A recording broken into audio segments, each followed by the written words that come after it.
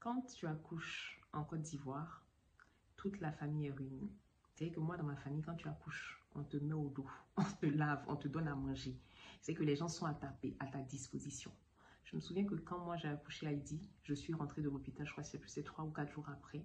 Le premier repas, je me suis tenue debout avec la douleur en train de cuisiner. J'ai pleuré toutes les larmes de mon corps parce que ma mère, mes tantes étaient habituées en vie. Elles étaient en train de penser à moi, comment elles allaient faire pour me soulager. Et moi, j'ai cuisiné avec ma plaie. Pendant que j'avais des contractions, pendant que j'avais des tranchées, que j'avais les montées de lait, que l'enfant pleurait à côté, je me suis tenue debout pour faire à manger, pour pouvoir prendre des fausses pour allaiter mon enfant et m'occuper de ma fille. Donc quand je fais mon contenu et que je parle des moments noirs immigrés, que je parle des réalités des moments noirs immigrés, c'est de ce genre de situation-là que je parle.